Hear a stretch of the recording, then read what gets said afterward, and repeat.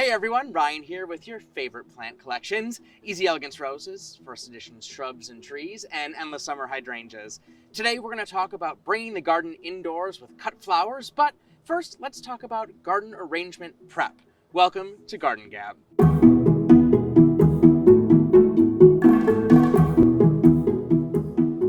One of the benefits of having these great shrubs in your landscape is being able to make beautiful cut arrangements to extend that outdoor beauty to the inside.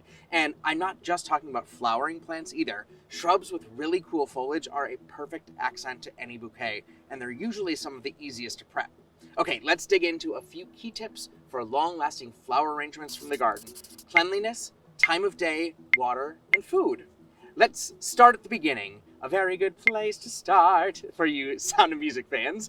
Before you head into the garden to cut anything, focus on clean. This means your pruners should be clean and the bucket that you're putting the cuts into should be clean too.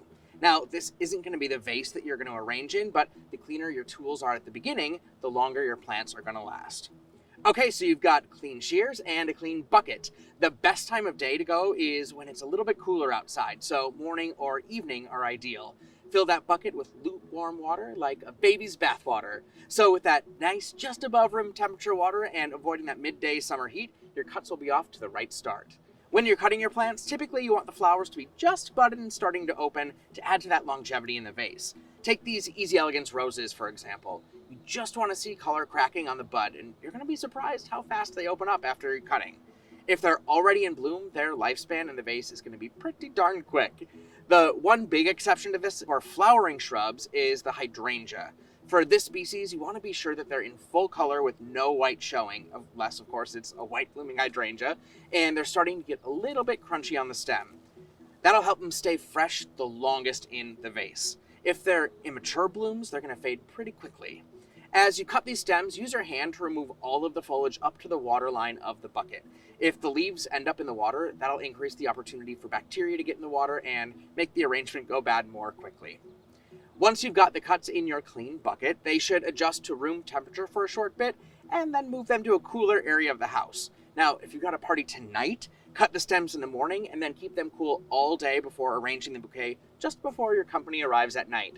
If you don't have a party tonight, allow those cuts to keep cool overnight before arranging. This is going to allow them to adjust not only to having no roots for a water source anymore, but it's also going to avoid having that heat stress from the sun.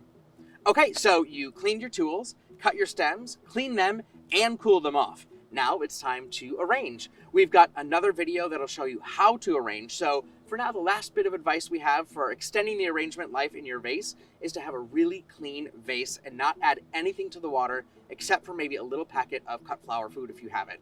If not, that's okay, but you don't have to worry about adding dish soap, bleach, vodka, pennies, or whatever else you've heard. As long as that vase is clean and there aren't leaves dipping into the water, that's enough to give you a long-lasting bloom. The flower food is just an added bonus if you've got some laying around from an old floral shop purchase. I hope this helped and encourages you to get out there and enjoy your garden indoors as well. Just a few quick steps and you're set up for a long-lasting display of flowers and cool foliage to treat yourself or impress your guests. If you've got any more questions or if you have arrangements from your garden, please comment below. Thank you so much for watching and we'll see you next time on Garden Gab.